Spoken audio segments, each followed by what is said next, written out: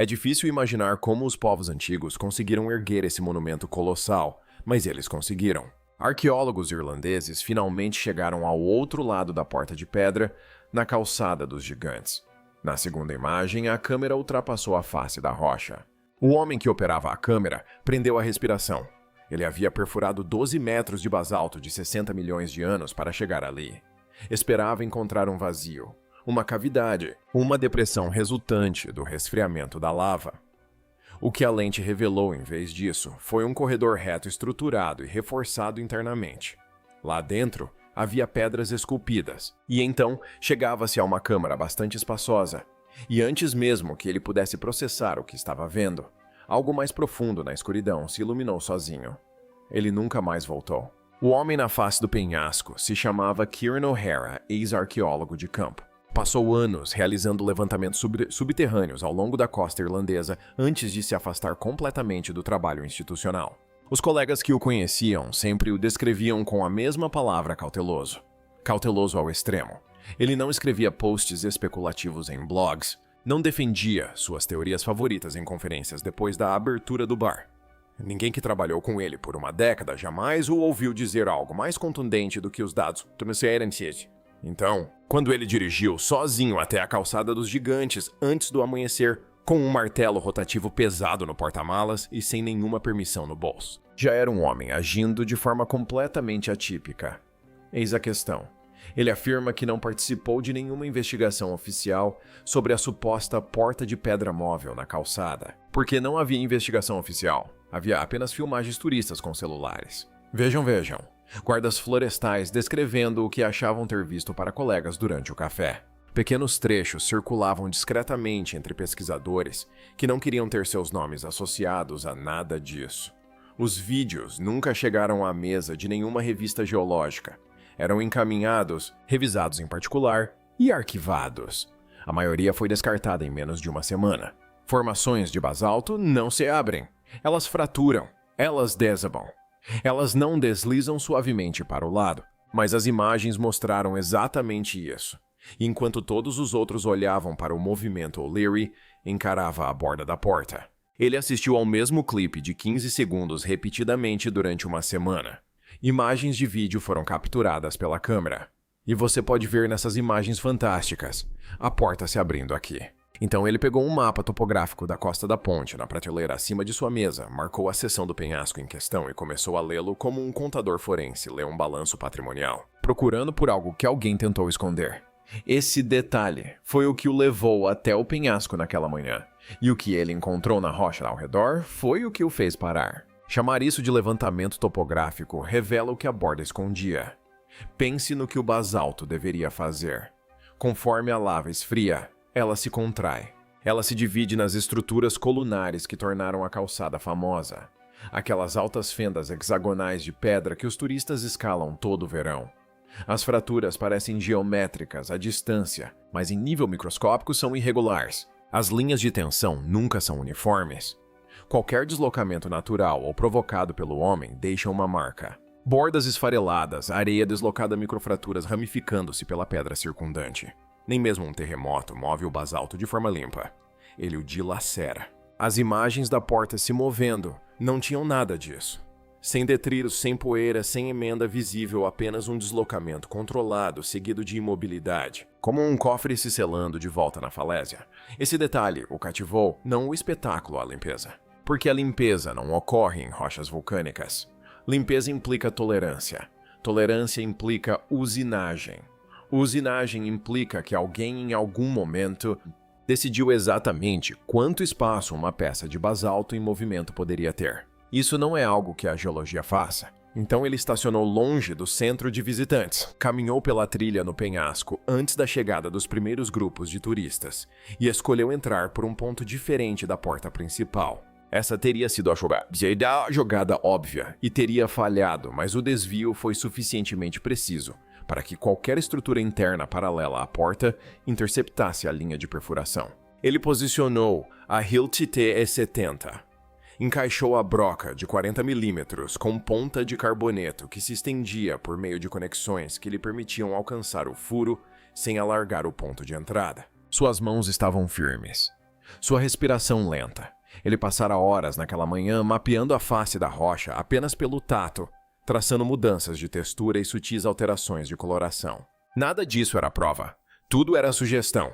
Quando você era mais jovem, diziam que elas foram formadas por um gigante enorme, que juntou todas essas rochas. Mas quando você descobre a verdadeira história, acho que essa é uma das partes mais fascinantes da geologia da Irlanda do Norte. Existe uma arte em interpretar o basalto que ninguém ensina em sala de aula na universidade. É preciso passar anos com a pedra para saber o que ela está lhe dizendo, para onde fluem as linhas de tensão de resfriamento, onde as colunas se encaixam e onde apenas fingem se encaixar, onde a rocha é densa e onde, contrariando todas as expectativas, ela é oca. Oria viveu esses anos. Ele pressionou a palma da mão contra a face do penhasco e fechou os olhos por um longo momento antes de escolher seu lugar. Independentemente do que a rocha estivesse lhe dizendo, ele queria ter certeza de que estava ouvindo corretamente. Ele escolheu seu lugar. Ele apertou o gatilho, e o que quer que estivesse esperando do outro lado do penhasco estava prestes a deixar de estar oculto. A descoberta camada comporta-se exatamente como o basalto deveria se comportar, densa, inflexível, previsível. A poeira expelida pela perfuração corresponde às finas partículas escuras de basalto, produzidas sob tensão, sem cavidades, sem fraturas, sem anomalias no feedback.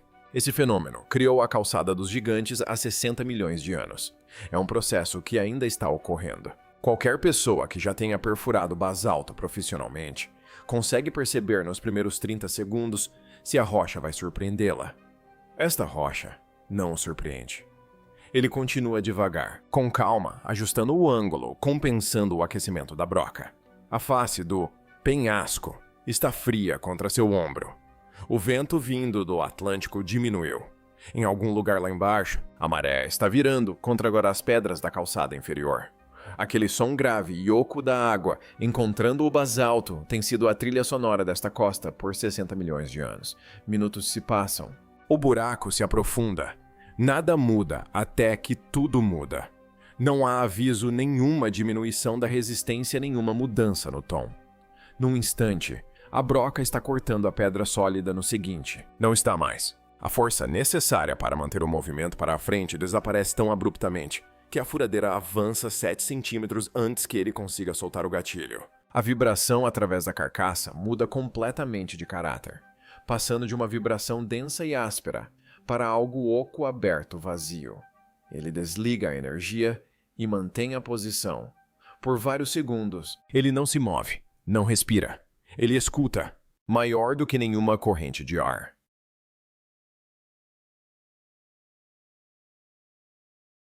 Para fora sem eco, sem movimento do outro lado da brecha. Qualquer espaço que ele tenha acabado de abrir está se abrindo para o exterior. Está selado, contido. Maior que e o silêncio que o atinge através daquele buraco não é o silêncio de uma cavidade vazia. É o silêncio de um espaço que permaneceu quieto por muito tempo e não quer ser perturbado. Ele puxa a broca o suficiente para confirmar a perfuração. Sem avalanche de detritos, sem colapso, sem fratura secundária, apenas uma transição limpa do basalto sólido para o nada. Ele coloca Ailt no chão ao seu lado. Suas mãos ainda estão firmes, mas seu pulso está em um ritmo anormal. Ele o sente na garganta. Um ritmo acelerado e tenso que nada tem a ver com o esforço físico dos últimos 40 minutos. Ele está, como ele mesmo admite mais tarde, apavorado. Não da perfuração não de ser apanhado, mas sim do que ele acabou de abrir. E eis o que ele ainda não sabe. Ele ainda não viu o que tem lá dentro. Não verá por mais 12 minutos, enquanto instala a câmera. Então, se você ainda está comigo, me faça um favor e inscreva-se no canal. Porque o que sai daquele buraco quando ele envia a câmera é algo que a maioria dos canais não mostra. E vamos analisar cada frame juntos. No momento, tudo o que ele sabe é o seguinte. O vazio do outro lado da perfuração não está vazio. Ele consegue senti-lo. Só não sabe o que o preenchia. Nos primeiros 5 metros, ele não alarga o buraco imediatamente. Espera, segura uma tira de papel fino contra a abertura. Nada se move. O ar do outro lado está estagnado, imóvel, o que já descarta a maioria das explicações naturais que ele esperava encontrar. Tubos de lava liberam gases. Cavidades de falhas ecoam vazios naturais selados no basalto. Este buraco não permanece estruturalmente intacto por 60 milhões de anos. Este sim, Pense nisso. As paredes do que quer que esteja lá dentro se mantêm sob seu próprio peso, 60 milhões de anos depois que a rocha ao redor esfriou. E nenhuma coluna de basalto acima desmoronou para preencher a lacuna. Cavidades naturais seladas não se comportam assim. Cavidades artificiais, sim. Só então, ele começa a alargar a entrada.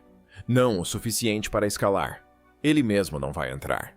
O equipamento que ele usa é um pequeno robô de inspeção com esteiras. O tipo usado para inspeções de esgoto, modificado com um anel de LED mais brilhante e um cabo reforçado que o conecta a um monitor portátil. Ele o empurra para frente através da abertura. Observa-o ultrapassar a parede dos fundos da coruja. Espera a câmera estabilizar e então vê o chão. O espaço do outro lado não é um recanto, é um corredor. O chão se estende para frente em linha reta. As paredes têm uma largura aproximadamente constante. O teto, que em basalto bruto deveria ser irregular, fraturado, desnivelado, é, em vez disso, inquietantemente plano. Não polido, mas plano como uma superfície se torna quando algo se importa com o quão plana ela é. Há uma diferença entre uma caverna, que por acaso é plana, e um espaço que foi mantido plano. Este é o segundo tipo. Ele aperta o monitor com mais força. Ele o estava apoiando contra o estômago. O robô continua rolando. 5 metros. 8. É então que as formas suspensas aparecem. Ele para o robô. Ele não narra. Ele não respira. O título já dizia que o outro lado da porta não estaria vazio. Os primeiros 5 metros provaram isso. Os próximos 5 metros pioraram a situação. Na costa da Irlanda do Norte, pilares de pedra emergem da terra em formas tão perfeitas que parecem impossíveis. Esta é a calçada dos gigantes. As formas suspensas. As formas são escuras suspensas regularmente espaçadas. Elas distorcem a luz de forma estranha, absorvendo mais do que a rocha ao redor deveria. Elas não brilham. Elas não refletem. Elas bebem. O chão sob eles é mais escuro que o basalto no ponto de entrada manchado e irregular. Poças rasas de líquido dispersam o feixe do rastreador em reflexos quebrados, que ondulam levemente mesmo quando o próprio rastreador está parado. O rastreador conta 7 deles no primeiro grupo, e mais adiante, mais difíceis de distinguir através da névoa. O espaçamento entre eles nunca varia. Sejam lá o que forem, alguém os pendurou com cuidado. Esta é a extensão da versão pública da filmagem antes do corte. A gravação completa e sem cortes está no comentário fixado e a análise quadro a quadro está em nosso arquivo exclusivo no Patreon. Link abaixo. O que você está vendo aqui já foi editado não para maior clareza, mas para que o que permanece no quadro por tempo suficiente seja visto com nitidez. Quando a gravação recomeça, o veículo já passou pelo aglomerado suspenso. A atmosfera está mais densa, as bordas se suavizam e o contraste diminui. A umidade fica suspensa no ar densa o suficiente para confundir a percepção de profundidade da câmera, e então o chão muda. A superfície escurece em alguns pontos. As pegadas comprimem uma fina camada de algo mais macio que rocha, provavelmente água, ou algo semelhante. Poças rasas aparecem nos pontos mais baixos, finas camadas irregulares refletindo a luz em padrões fragmentados. Os reflexos nunca formam imagens nítidas como em um espelho. Eles ondulam mesmo quando o veículo está parado. Ou o líquido não está parado. Ou a superfície abaixo dele não está. Oryx diminui a velocidade do rastreador. O ângulo da câmera inclina-se em direção ao solo. Não há direção de fluxo, nenhuma fonte visível. A cor é difícil de definir na câmera escura, quase preta, sob luz direta, mas quando o ângulo muda, nuances sutis transparecem em tons que não combinam com o basalto ao redor, sugerindo que não se trata apenas de água parada sobre a pedra. Ele não coleta uma amostra. Não trouxe nada que pudesse conter com segurança o que quer que fosse. Sua mão treme nos controles. Ele só se dá conta disso quando tenta fazer um ajuste fino, e o robô se desvia mais do que o pretendido. Ele coloca o monitor de lado por um segundo, pressiona a palma da mão contra a pedra fria do penhasco atrás dele e espera que se estabilize. Então ele inclina a câmera para cima. Agora você entende por que ele nunca entrou lá pessoalmente. As vigas embutidas seriam fáceis de passar despercebidas. A luz incide sobre algo no teto que não combina com a textura ao redor. Algo linear, que corta diretamente o fluxo natural da rocha. A lente estabiliza. O padrão se revela. Há estruturas embutidas no teto, não salientes, não suspensas, integradas, estendendo-se horizontalmente pela cavidade, interceptando a rocha acima em intervalos regulares e mensuráveis. Elas se assemelham a vigas parcialmente obscurecidas pelo material circundante, mas suficientemente distintas para quebrar completamente a continuidade do basalto. Elas não seguem linhas de fratura orgânicas. Elas as cortam transversalmente, mantendo trajetórias retas onde a própria rocha normalmente se curvaria ou quebraria. Reforço estrutural ou algo semelhante. É aqui que a coisa complica.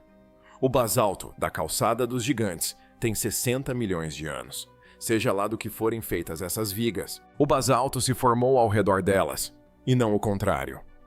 Leia isso de novo. Seja lá do que forem feitas essas vigas, elas já estavam lá quando a lava esfriou, há 60 milhões de anos, antes da diversificação dos mamíferos, antes do Oceano Atlântico, como o conhecemos, ter terminado de se formar. Algo colocou reforço estrutural em um corredor na Calçada dos Gigantes, e então toda a costa norte de Antrim esfriou ao redor, e ainda está firme. O espaçamento entre elas corresponde quase exatamente ao espaçamento das estruturas suspensas. O que quer que esteja pendurado no teto e o que quer que esteja sustentando o teto fazem parte do mesmo sistema. Não são dois fenômenos, são um só. Oria se afasta do monitor. Ele olha para o penhasco, para as colunas de basalto que se elevam acima dele para o céu, que começa a clarear rumo ao amanhecer sobre o Atlântico. O ponto turístico natural mais fotografado da Irlanda do Norte está situado sobre algo que não é natural. Ele sabia disso intelectualmente nos últimos 3 minutos. Só agora está começando a assimilar. O título já indicava que o outro lado daquela porta não estava vazio. A essa altura, não vazio já não descreve a situação por completo. O espaço está ocupado. O espaço foi projetado. O espaço vem sendo projetado há mais tempo do que a própria espécie humana existe.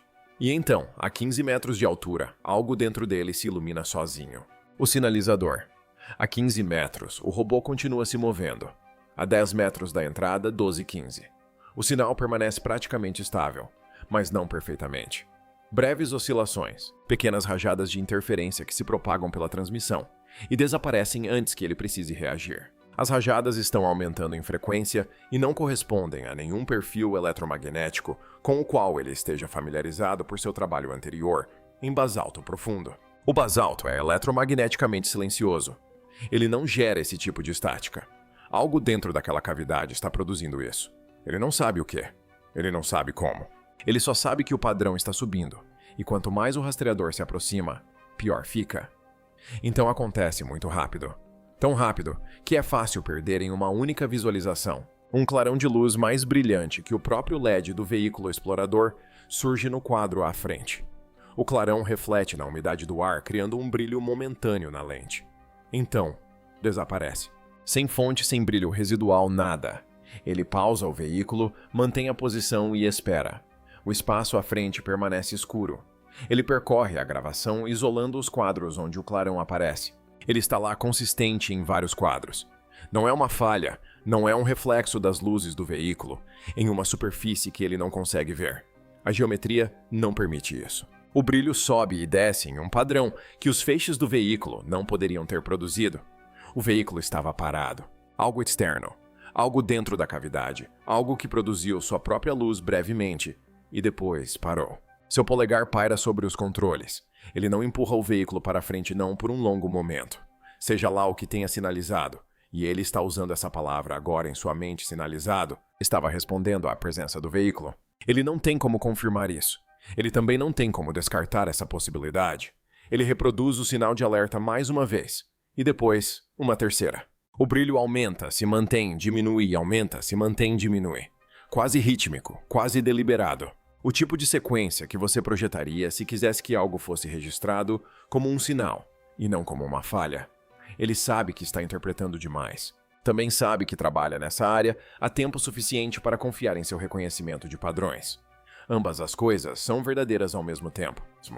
Ele reflete sobre isso por um momento na fria encosta do penhasco, na Calçada dos Gigantes, com um monitor no colo, mostrando um corredor cuja existência ninguém conhece oficialmente. Estática pisca na tela. A imagem distorce, estabiliza, distorce novamente. Quanto mais ele avança, menos estável tudo se torna. A 20 metros da entrada. É aí que a transmissão para não por escolha dele. O veículo de esteiras perde tração na superfície macia. As esteiras giram em falso sem ganhar terreno. A interferência no sinal atinge um nível em que ele corre o risco de perder a conexão completamente. Ele tenta pequenos ajustes. Nenhum deles funciona. Então, ele toma a decisão da maneira que todo operador cauteloso toma. Ele recua. Mas o que passa pela lente na saída é a parte que o manteve acordado por semanas depois. A retirada. O robô refaz seu caminho lentamente. O mesmo chão escuro, as mesmas vigas embutidas no teto, ainda traçando suas linhas retas e artificiais sobre a rocha natural. Assistindo à reprodução mais tarde, ele cronometra os intervalos entre elas. Elas nunca variam nem por um único fotograma. Seja lá o que for que tenha definido o espaçamento naquele teto, fez isso uma vez perfeitamente. E depois desapareceu. Ou não desapareceu, e então as formas suspensas reaparecem penduradas, inalteradas exceto que não completamente. Inconsistências sutis em suas posições quase imperceptíveis. Nada que ele pudesse provar em um único fotograma, mas o suficiente para que, assistindo à filmagem para frente e depois para trás, ele não tivesse mais certeza de que aquelas formas estavam exatamente no mesmo lugar quando o robô passou por baixo delas pela primeira vez. Os ângulos estão errados por frações de grau. As sombras não caem exatamente onde caíam na ida. Uma delas está pendurada com uma rotação ligeiramente diferente. Outra se deslocou talvez 1 centímetro, talvez menos ao longo de seu eixo longitudinal. Pequenas coisas. São aqueles pequenos detalhes que você pode acabar não percebendo se assistir à filmagem apenas uma vez. Ele assistiu mais de uma vez. Ele não diz que eles se moveram. Ele diz que não pode ter certeza de que não se moveram. O título prometia que o outro lado daquela porta não estaria vazio. A essa altura, você já entende a pior parte dessa promessa. Não estar vazio não significa apenas que o corredor está cheio de coisas. Significa que as coisas no corredor podem não estar esperando.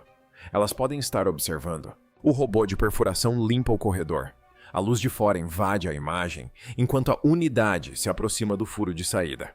Ela avança de volta para o ar livre na face do penhasco. A operação termina ali. Ele não reinsere o robô. Ele não tenta uma segunda passagem. Ele remove seu equipamento, o guarda e sela o ponto de entrada. Não permanentemente, mas de forma limpa o suficiente para que, do lado de fora, a face da rocha pareça intocada. Sem linhas de fratura, sem detritos residuais, sem evidências de que qualquer perfuração tenha ocorrido. Ele trabalha rápido, fica olhando para o poço lacrado como quem olha para uma porta que não tem certeza se trancou. Da trilha no penhasco na manhã seguinte, você passaria por ele sem notar nada. Os turistas viram e continuam passando por ali desde então. O que ele não revela? A porta de pedra, aquela que deu início a tudo, aquela que turistas e guardas florestais relataram ter visto se abrir, não foi vista, se abrindo novamente desde então. Bem, isso é emocionante. Hoje mais cedo. Hoje, nos disseram que turistas e guardas do National Trust viram o lendário Finn desaparecer em uma passagem mágica na rocha, aqui na calçada dos gigantes. Nenhum movimento adicional. Nenhuma filmagem adicional. Nada. Seja qual for o padrão de funcionamento, ele não se repetiu. Se isso significa que está concluído ou que está à espera de algo, depende inteiramente do que se imagina existir do outro lado. Mas se a cavidade alcançada por Aurélia corre paralela àquela seção do penhasco, e se a estrutura encontrada por Aurélia existe ao lado daquela observada do lado de fora, então a implicação é inevitável. O que quer que esteja atrás daquela porta não está vazio. Não é uma cavidade. Não é um vazio natural, esculpido por lava resfriada ou milênios de infiltração de água. É estruturado, deliberado oculto dentro de rocha vulcânica sólida, com um nível de cuidado que sugere que quem o construiu não queria que fosse encontrado. Não há registro oficial de nada disso. Nenhuma documentação arquivada no National Trust. Nenhuma descoberta publicada. Apenas o relato de um homem que mapeou a face de um penhasco à mão, perfurou sua seção mais fina e enfiou uma câmera na escuridão do outro lado.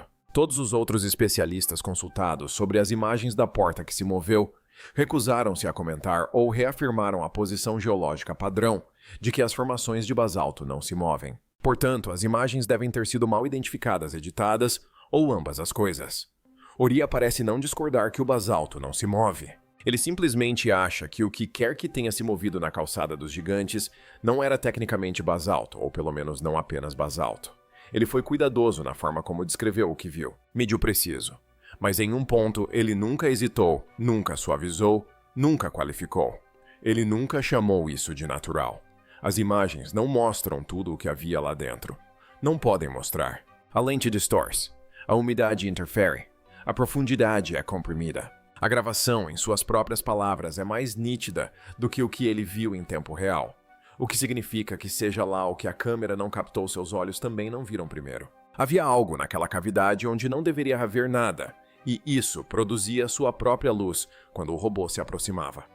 Então, se aquela porta de pedra se abrir novamente, se o mecanismo que permitiu que ela deslizasse para o lado da primeira vez se ativar uma segunda vez, a questão não é mais o que será revelado quando ela se abrir. A questão é o que já está esperando do outro lado. Deixe um comentário abaixo. E você acha que Oria deveria divulgar o restante da filmagem, ou ele fez a coisa certa ao selá-la novamente? Inscreva-se e ative as notificações, porque se aquela porta se abrir novamente, seremos os primeiros a avisar. A gravação completa e sem cortes está no comentário fixado. Kieran Oria selou seu ponto de entrada e foi embora. Ele não voltou à ponte desde o dia em que lacrou a tábua. Não diz por quê, nem sequer discute o assunto ao telefone. A única coisa que confirma oficialmente é que o que quer que estivesse lá dentro, continua lá. O que quer que estivesse lá dentro, já não está.